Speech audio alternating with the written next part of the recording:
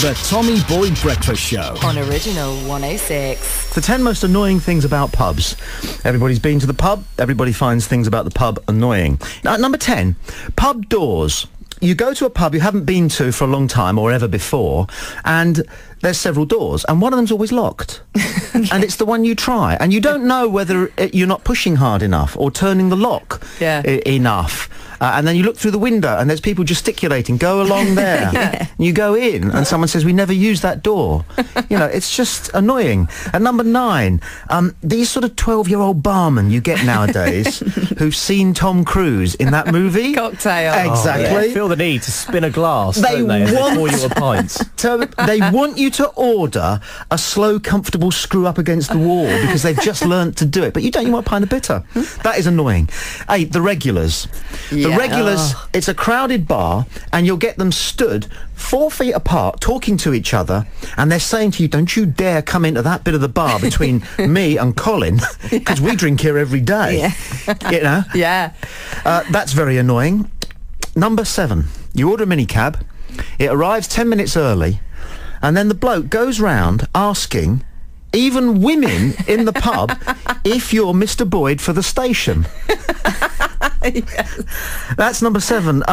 Number 6, the person who buys one of those little airline-sized bags of peanuts, okay, and then brings them to the table and ostentatiously opens them out surgically. Okay, so there's 9 peanuts and some dust in the middle of the table, and then says very ostentatiously to all 7 of you, help yourselves. That is very annoying. Peanuts on me. Number 5, the barman going, same again. Oh, excellent. You know, pint of bitter, gin and tonic, and a Britvic. Only the price is different. You know? He's got it half right. But actually, the very important bit is causing you a trauma. So that's very annoying. Number 4, waiting for ages.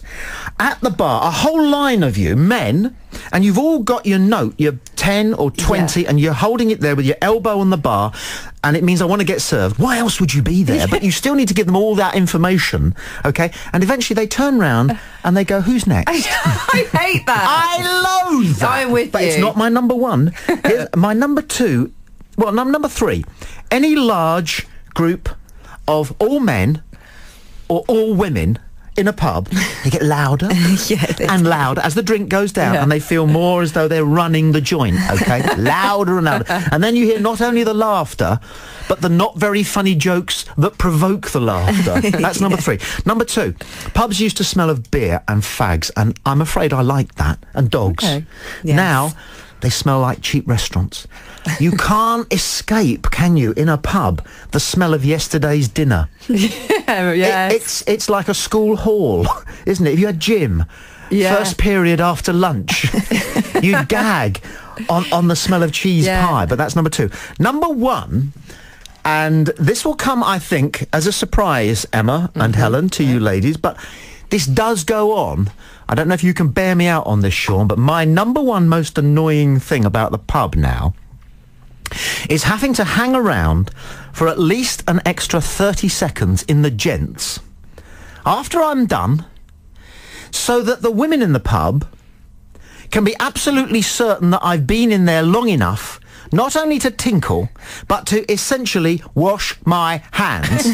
Ever since they heard that one about the bowl of peanuts on the bar. The Tommy Boyd Breakfast Show. Back tomorrow morning from 7. On Original 106. Everybody wake up. The Tommy Boyd Breakfast Show. On Original 106. And Jackie's on the line from Winton in Bournemouth. You've been talking rubbish again, haven't you? What about MPs? Yes, definitely. So you don't think they're corrupt? No. Snouts in the trough? Absolutely not. I really don't. Why do you think that they're not? Well, how many MPs are there? Oh, God, how do I know? It's Thousands. 600 plus, isn't it? Mm-hmm. And can you name me 2 who have been found to be corrupt? No. No. Not found to be corrupt, but are corrupt, but right. To wriggle. Okay, so how many of them are corrupt then out of the 600 plus, roughly, do you reckon? I would think a lot of them at the top. You think so? Yeah, What makes you think that? I would have thought so. Well, Shall we name any names? Yeah, go ahead. You name some politicians who are not corrupt, but you think they are, and then we'll wonder why. How about Tony Blair? Okay, what's he been stealing? Well, for one thing, he's stolen our identity with the country in Europe.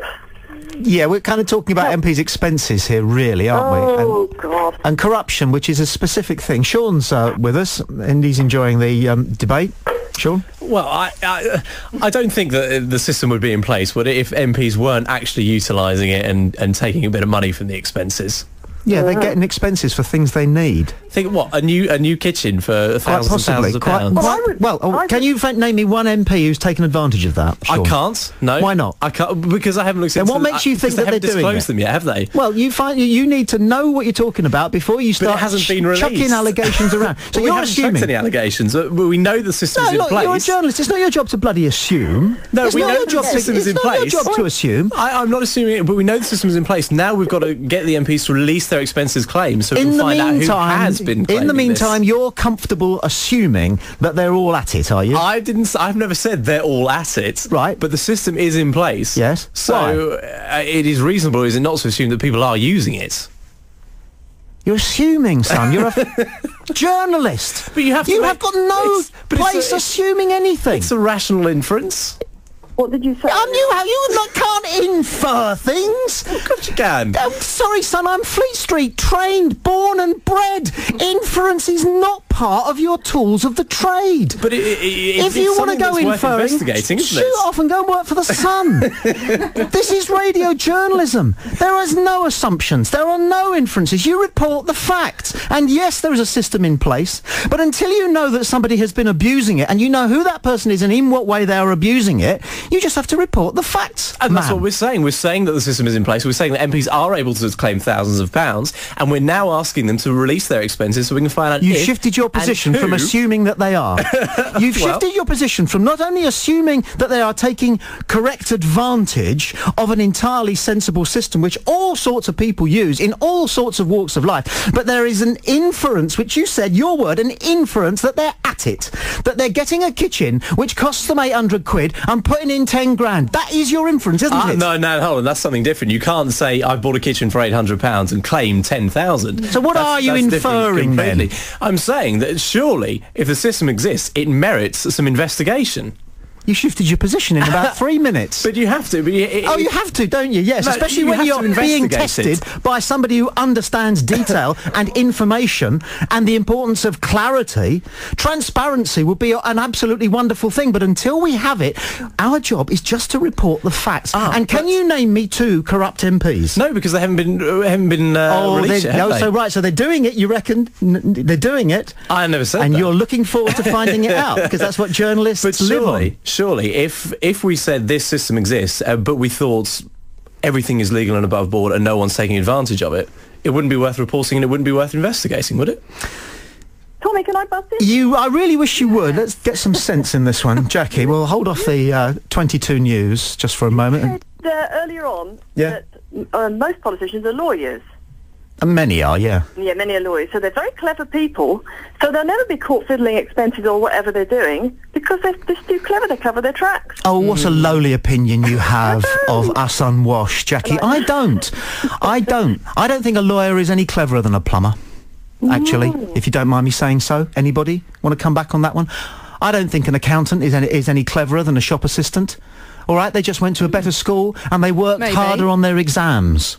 But they can't fool anybody. Look at the lawyer Spitzer. Somebody got him. He's the cleverest man in America, and we still don't know what the extra $300 was for. What do you think, Jackie? Well, people with brains don't always have a lot of sense, do they? Good point. It isn't a good point. It is. No, it's not. It's a bit of beer mat philosophy. Jackie is right. They would easily be able to manipulate the paperwork. I can't stand this idea. I haven't got many O-levels, but then again, lots of people I know who are very clever haven't got any common sense. Oh, that's true. It's garbage. Now, look, we're way off course here, and I blame Jackie.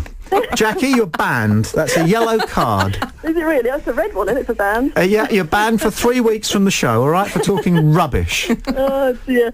But thank you for getting on to us. Nice to speak to you. Really? The Tommy Boyd Breakfast Show. Back tomorrow morning from 7. On Original 106. Everybody wake up.